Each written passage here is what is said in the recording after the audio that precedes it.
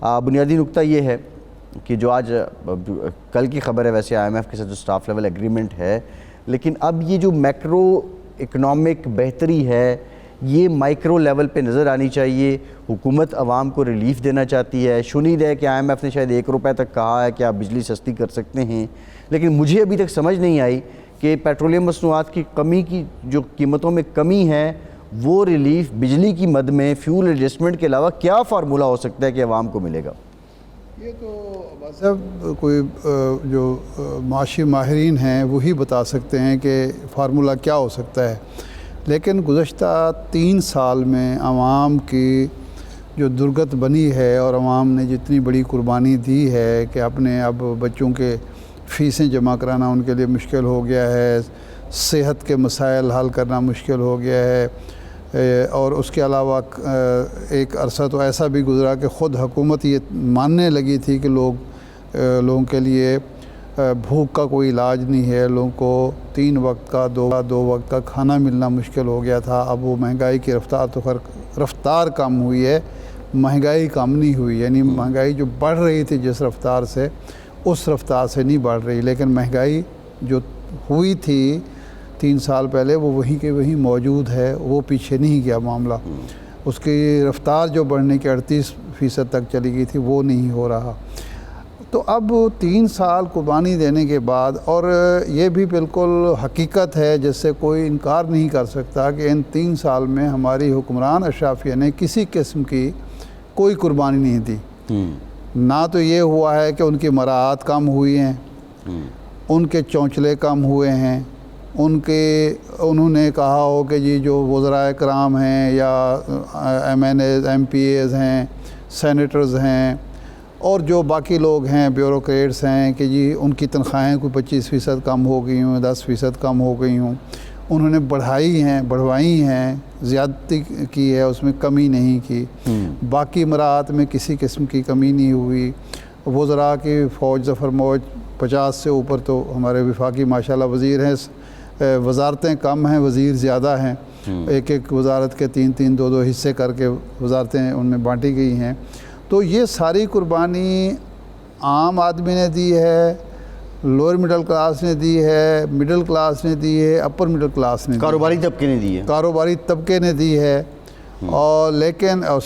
ملازمین جو سرکاری اور غیر سرکاری ملازمین ہیں سب سے بڑا بوجھ ان پر پڑا ہے۔ تو اب کم از کم 3 سال کے بعد فرض بنتا ہے حکومت کا، ذمہ داری بنتی ہے کہ وہ ان کو بھی ریلیف دے،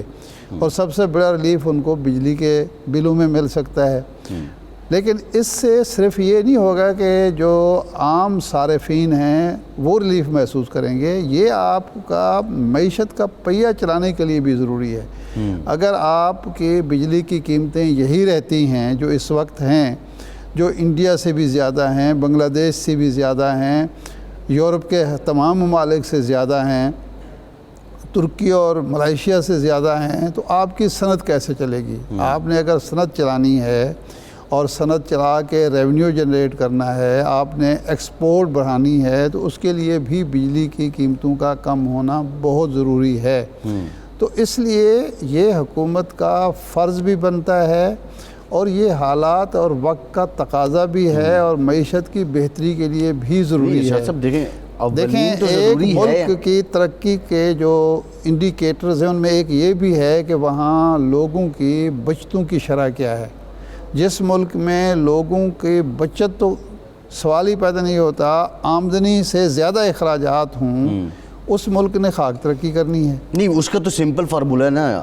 آپ کے اخراجات بڑھ گئے ہیں، آپ کو آمدن بڑھانی ہے تو آپ کو کاروبار چلانا پڑے گا۔ عام آدمی یا غریب آدمی یا متوسط طبقے کا آدمی، اس کا بل زیادہ بھی آ جائے، وہ پیٹ کاٹ کے ادھر ادھر سے خرچے سکیڑ کے بل اس نے جمع کروانا ہوتا ہے۔ لیکن یہی بجلی کی قیمت جب زیادہ ہوتی ہے تو صنعت اور کاروباری لوگ چلتے ہیں اسسمنٹ پہ۔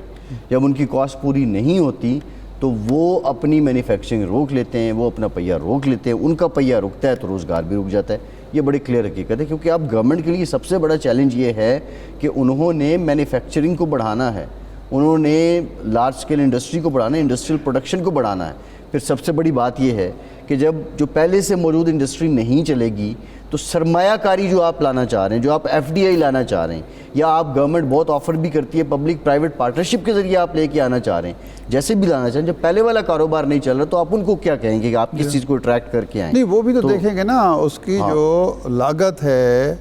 پیداواری لاگت جو ہے, کاسٹ آف پروڈکشن ہے, کیا اس ملک میں وہ جائز طریقے سے منافع کما سکتا ہے؟ کیا عوام میں یہ ثقت ہے کہ وہ اس کی مصنوعات کو خریدیں, یا وہ اپنی مصنوعات باہر ایکسپورٹ کر سکتا ہے؟ یہ 2 سال پہلے گورنمنٹ نے یہ پالیسی بنائی, بلکہ 3 سال پہلے ہی بنی تھی, کہ جی جو یہاں کار ساز ادارے ہیں, گاڑیاں بنانے والے مینوفیکچرر ہیں, وہ ہر ماہ 2 یونٹ ایکسپورٹ کریں گے. اب جب ان سے بات ہوئی تو انہوں نے کہا کہ جی ہم تو یہاں گاڑیاں بیچنے کی پوزیشن میں نہیں رہے, ہماری پروڈکشن کم ہو گئی ہے, ہماری سیل کم ہو گئی ہے. پہلے جو 6 مہینے بعد گاڑی ملتی تھی, اب ہم نے جو ہے وہ قرض سکیم وہ کی ہے کہ جی آپ لیں اور بغیر ان کے گاڑی لے جائیں, اور 50% ڈاؤن پیمنٹ پہ بہت سی کمپنیوں نے لگا دی, قسطوں پہ گاڑیاں لینا شروع کر دیں, تو ہم ایکسپورٹ کہاں کریں گے؟ پھر ایکسپورٹ کرنے کے لیے تو ہمیں ایک معیاری گاڑی سستے داموں دیں گے کہیں تو کوئی خریدار ہوگا. وہی گاڑی اگر چائنا سے, ملائیشیا سے, انڈیا سے, کسی اور ملک سے اویلیبل ہے سستے داموں, تو وہ پاکستان سے کیوں منگوائیں گے؟ یہ ایک میں مثال دے رہا ہوں. تو اس لیے اگر اب یہ اعداد و شمار کے ذریعے اپنے آپ کو دھوکہ دے, میں نہیں سمجھتا کہ یہ جو وزارت خزانہ اور دوسرے محکمے اعداد و شمار سے کہتے ہیں جی اس میں یہ اضافہ ہو گیا, اس شعبے میں یہ اضافہ ہو گیا, یہ اضافہ ہو گیا, اس طرح سے نہیں. عملاً لوگوں کو نظر آنا چاہیے. ان کی تو اپنی بھی جال سازیاں اپنی جگہ نا, اب یہ تو امپورٹ کرتے ہیں سب کچھ, انہیں تو یہاں کے اسمبل کرنا ہوتا ہے. یہ کس نے کروانا ہے؟ یہ 88 میں یہ پالیسی بنی تھی, مجھے یاد ہے ڈاکٹر محبوب الحق کے دور میں ڈیلیشن پروگرام بنا تھا کہ یہ جی اگلے 5 سال یا 4 سال میں 100% ساری چیزیں جو ہیں یہاں سے تیار ہوں گی, تمام پرزے جو ہیں انجن سمیت, اور یہ گاڑیاں 100% پاکستان ہوں گی, ساختہ پاکستان ہوں گی. ٹھیک ہے نا؟ نہیں ہوئی تو کون ذمہ دار ہے؟ نہیں, وہ تو آبویسلی دیکھیں گورنمنٹ ذمہ دار ہے. اور اس کی وجہ یہ ہے کہ اگر آپ کے ہاں کوئی چیز تیار ہونی ہے اور وہ اتنی مہنگی تیار ہوتی ہے, اور چائنا سے یا ملائیشیا سے یا کسی اور ملک کوریا سے اس سے سستی چیز اویلیبل ہے, تو کس کا دماغ خراب ہے کہ جی وہ مہنگی چیز سے مہنگی گاڑی تیار کرے گا؟ سوال ہے کہ آپ, تو یہ ساری چیزیں جو ہیں اس کا دار و مدار اسی پہ ہے کہ جی آپ کے ہاں اگر بجلی مہنگی ہوگی, آپ کے ٹیکسز زیادہ ہوں گے, آپ کے باقی جو معاملات ہوں گے, وہ لیبر بھی تو پھر مہنگی ہو جائے گی نا. ظاہر بات ہے کہ جب آپ کے ہاں ہر چیز مہنگی ہوگی تو لیبر بھی مہنگی ہوگی, تو اس کے نتیجے میں پھر آپ کی مصنوعات سب سے زیادہ اثر ہوگا. تو اس بنیاد پر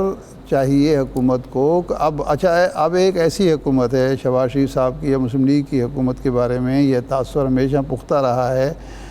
کہ یہ ہمیشہ مینوفیکچرنگ پہ توجہ دیتی ہے. صنعت دوست ہیں, کاروبار دوست ہیں, کاروبار دوست ہیں, تاجر دوست ہیں. تو اور شہباز شریف صاحب یہ کہتے بھی ہیں, آج بھی ان کے میں سن رہا تھا گفتگو یہی کر رہے تھے. تو اب ان کو چاہیے